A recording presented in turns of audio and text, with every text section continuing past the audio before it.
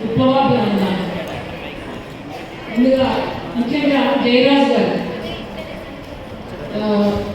భారత్కి మార్క్స్ అంబేద్కర్లో ఉండేటువంటి ఆర్థిక కోణాన్ని, విప్లవ కోణాన్ని తన పాటల ద్వారా ప్రజల్లో తీసుకొచ్చి ఎంతో చైతన్యాన్ని ఉంటున్నటువంటి జయరాజ్ గారు అనారోగ్య కారణాలు ఉన్నప్పటికీ కూడా ఇక్కడ రావడం, ఒక ఉద్వేగభరితమైనటువంటి ఉపన్యాసం వచ్చిన తర్వాత నేను మాట్లాడడం కొంచెం చప్పగా ఉంటుంది.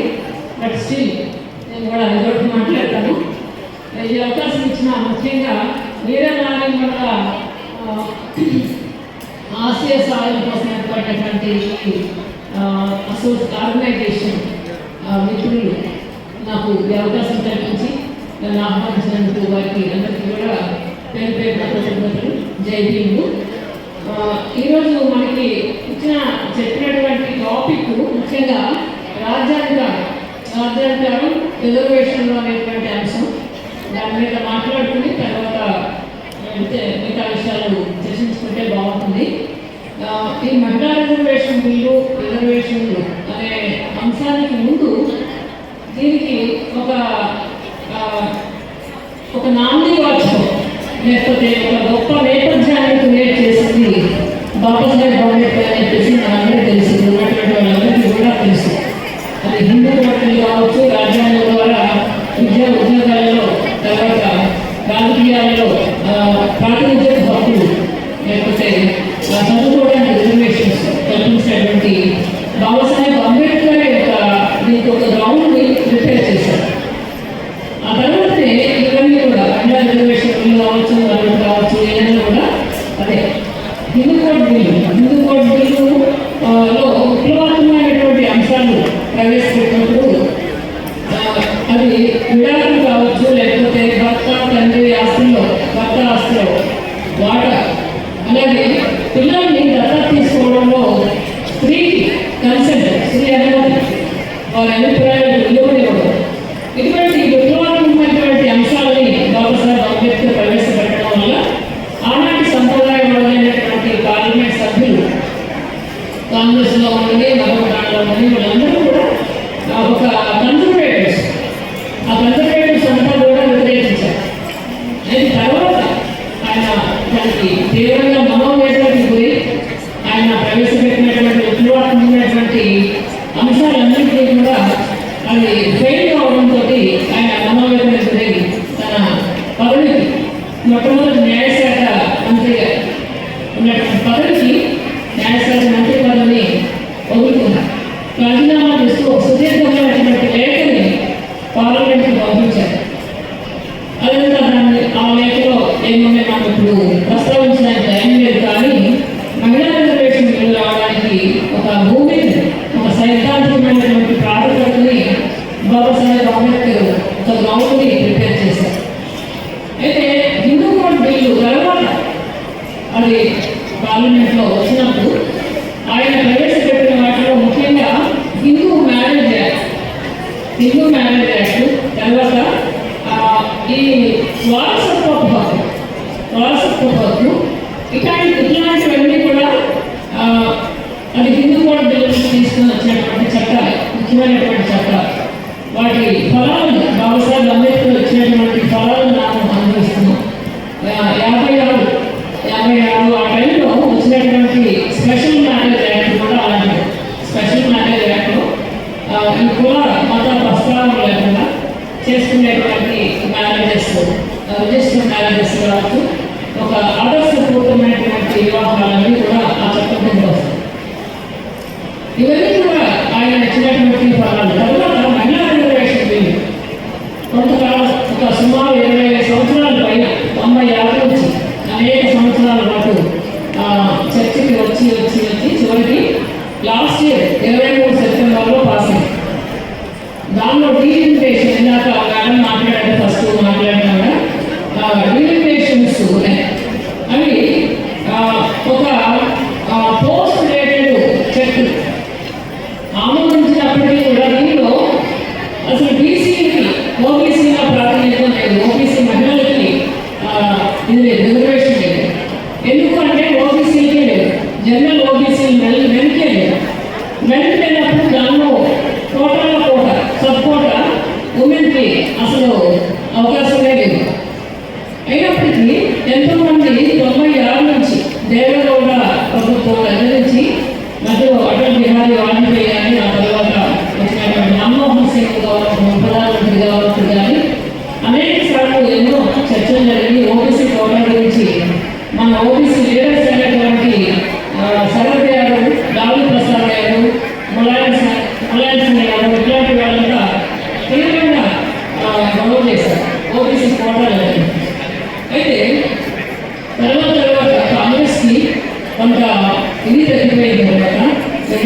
అయిపోయిన తర్వాత ఇప్పుడు 23లో కోఆర్డినేటివ్ బిల్ పాస్ చేసి దానిలో యథావిధిగా ఎటువంటి ఓబీసీకి సంబంధించినటువంటి కోటా చేర్చకుండానే యథావిధిగా ఆ బిల్లుని ఆమోదింపజేశారు. అది ఇప్పుడే అమల్లోకి కాదు. మిగతా చట్టాలన్నీ కూడా వాళ్ళు వేసుకున్నటువంటి చట్టాలన్నీ కూడా రాత్రికి రాత్రి అమలయ్యాయి. డిమానిటైజేషన్ కావచ్చు, మరొకటి కావచ్చు, జిఎస్టీ కావచ్చు, ఇవన్నీ కూడా వెంటనే అమల్లోకి వచ్చినప్పుడు ఈ చట్టం ఎందుకు అమల్లోకి రాదు అంటే ఈ చట్టం చేయడంలో స్త్రీలు ప్రాతినిధ్య హక్కులు పొందాలి అనేటువంటి విషయంలో ఆ ప్రభుత్వాలకి చిత్తశుద్ధి లేకపోవడం వల్ల దీనిలో డీలిమిటేషన్ తర్వాత ఈ జనాభా లెక్కల సేకరణ సెన్సస్ వరకు ఇవన్నీ అయిన తర్వాత వచ్చేటువంటి సీట్లు, మారేటువంటి జనాభా దామాషం, వీటన్నిటిని దృష్టిలో పెట్టుకుని అప్పుడు అమలు చేస్తామని చెప్పారు. దాని ప్రకారం సుమారు 2039 కావచ్చు. ఈ మహిళా రిజర్వేషన్ బిల్లు అమలు కావడానికి 2039 సంవత్సరం పట్టవచ్చు. అయితే వాళ్ళు తమ మీడియా ద్వారా 2029కి ఈ చట్టం అమలులోకి వస్తుందని చెప్పడంలో అది నిజం లేదు. ప్రాక్టికల్గా చాలా అబద్ధం. అది సుమారు 2039కి ఈ రిజర్వేషన్ బిల్లు అమలులో వస్తుంది. ఈ పోస్ట్ గ్రాడ్యుయేట్ చెక్కులు ఇచ్చినప్పుడు ఇంత పెద్ద గ్యాప్ ఇస్తే అప్పటికి అసలు చెక్కు ఇచ్చిన వాడి అకౌంట్లో డబ్బులు తెలియదు, దాని అకౌంట్లో కూడా తెలియదు. ఇలాంటి ఒక ఫేక్ బిల్లు ఇది. దాన్ని మనం అర్థం చేసుకోవాలి. ఓబీసీ స్త్రీలకి ప్రాతినిధ్యం లేకపోవడం ఒక్కడే కాకుండా అనేక లోపాలు దీంట్లో ఉంది. దాన్నింటినీ కూడా మనం అర్థం చేసుకోవాల్సిన అవసరం ఉంది. ఈ దేశంలో స్త్రీలు రాజకీయాల్లోకి రావడం అనేటువంటి ఇప్పుడు ఈ రిజర్వేషన్ బిల్లు వల్ల కాదు, ఇందిరాగాంధీ దగ్గర నుంచి ఉన్నప్పటికీ కూడా ఒక ఆధిపత్య కులాలు లేకపోతే సమాజంలో ఎంతో పలుకుబడి పేరు ప్రతిష్టలు ఉన్నటువంటి వాళ్ళే రాజకీయాల్లోకి వచ్చి చలామణి అవుతుంది. వారి ఆకాంక్షలు, ఆ సమాజంలో ఆకాంక్షలు, ఆ వర్గాల ఆకాంక్షలు మాత్రమే వారి ద్వారా నెరవేరుతున్నాయి తప్ప అణగారిన కులాల స్త్రీలు లేకపోతే ఎస్సీ ఎస్టీ బీసీ మైనారిటీ స్త్రీలు రాజకీయాల్లోకి రావడం అనేది చాలా తక్కువ. ఓబీసీ రిజర్వేషన్ ఇస్తే చాలా మంది వస్తారు. అయితే ఎస్సీ ఎస్టీ రిజర్వేషన్ ఆల్రెడీ ఉంది కాబట్టి దాని నుంచే 1/3 తీసి ఆ స్టేట్ ఇస్తారు. అది యాసిడ్గా వస్తుంది. అయితే ఈ రిజర్వేషన్ ఎస్సీ ఎస్టీస్ ఇచ్చినప్పుడు కూడా కేవలం ఆ రిజర్వ్ సీట్ తప్ప ఓపెన్ సీట్లో ఎప్పటికీ కూడా స్త్రీలకు కానీ పురుషులకు కానీ సీట్లు కేటాయించుకోవడం అనేటువంటి మనం చూస్తాం. అలా రిజర్వేషన్స్ అనే విషయంలో మహిళా రిజర్వేషన్ ఉంది కానీ లేకపోతే రాజకీయపరమైనటువంటి రిజర్వేషన్స్ అన్నింటిలో కూడా జరుగుతుంది ఏంటంటే ఒక ఎటువంటి కూడా కమిట్మెంట్ లేనిది, ఎటువంటి పారదర్శకత లేని వ్యవహారం నడుస్తూ ఉంది.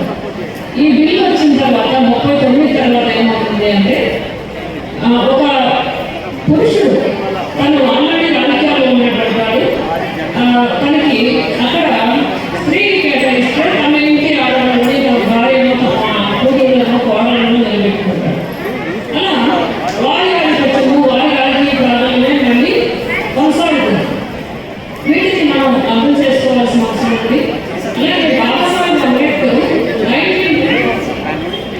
1920s స్త్రీలని పెద్ద ఎత్తున రాజకీయాల్లోకి లేకపోతే ఆర్గనైజ్ చేశారు. సంఘాలుగా ఆర్గనైజ్ చేసి వాళ్ళకి ఆ రోజుల్లోనే అప్పుడున్నటువంటి కలోనియల్ అడ్మినిస్ట్రేషన్లో, వలసవాద ప్రభుత్వాలలో, స్థానిక సంస్థల్లో వారికి ప్రాతినిధ్యం రావాలని చెప్పేసి అడిగించారు. అలాగే ఆ స్త్రీలు మనకి అది హిస్టరీలో చాలా